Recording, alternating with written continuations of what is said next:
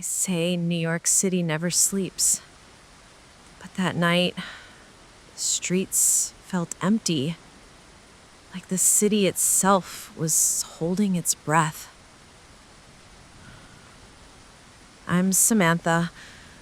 I always thought love was supposed to be simple, the kind in movies, where the world stops and everything else fades. But reality is messier, and sometimes cruel. It all began 3 years ago in a small Brooklyn cafe. I was nursing a cup of black coffee, trying to wake up from a night shift at the hospital. He, Daniel, sat across from me, sketching on a napkin, completely unaware I was staring.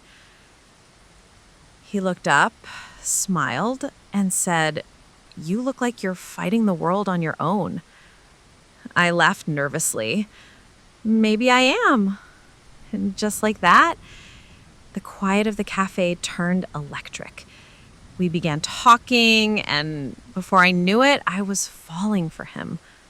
Hard. Daniel was an architect with dreams bigger than the skyline.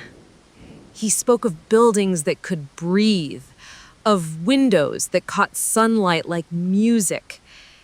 And somehow, he made me feel like I mattered. Like I was the only one he could see. We moved in together in a tiny brownstone in Brooklyn, peeling paint, creaky stairs, a view of a brick wall. But it was ours. We laughed, we danced in the kitchen, we burned pancakes together, and for a while it was perfect. But New York, it doesn't forgive. Work hours stretched, bills piled up, exhaustion settled in. We were still together, but the spark dimmed. We became roommates with memories. Then came that night. The kind of night that changes everything. I waited for him by the apartment door. Rain poured down in sheets, soaking the streets, blurring the neon lights from the 24-hour deli across the corner. I asked him, "Where were you?" He hesitated. The pause was sharp enough to cut through my chest. Finally, he said, "Samantha, I met someone." I felt the world spin. No excuses, no apologies, just truth, raw and merciless. I didn't cry at first. I just let it sink in. Months passed. I stayed busy at the hospital, wandering through the streets of Manhattan and Brooklyn, haunted by memories of laughter, burnt pancakes, and his touch. And then a letter arrived. Not an email, a real old-fashioned letter postmarked from Boston. "Samantha, I know I made a mistake. I'm coming back. If you can forgive me, meet me at Penn Station, 8 p.m., Friday." Hope surged through me like electricity.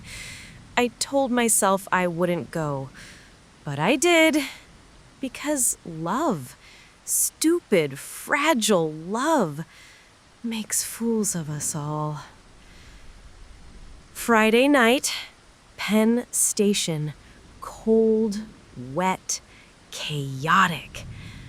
I stood near track 7, heart pounding, watching the crowd spill from the arriving train, and then I saw him.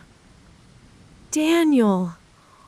Older, tired, but unmistakably him. Our eyes met, and for a moment, everything else disappeared. But fate had other plans. A sudden scream. A rolling luggage cart lost control across the wet floor. My heart stopped. I knew before I saw. He was moving too fast, stepping in front of it to save a child. I ran. Daniel! I reached him and he collapsed into my arms, rain dripping off his coat. His lips trembled, trying to speak. Samantha, I came back, he whispered. And then, nothing. The city noise faded. Penn Station, with its hundreds of people, felt empty. I held him while the world moved on.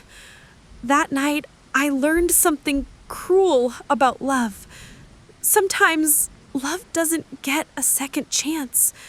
Sometimes the timing is just wrong. Now I walk the same streets, sip coffee at the same cafes, and leave letters at the benches outside Penn Station.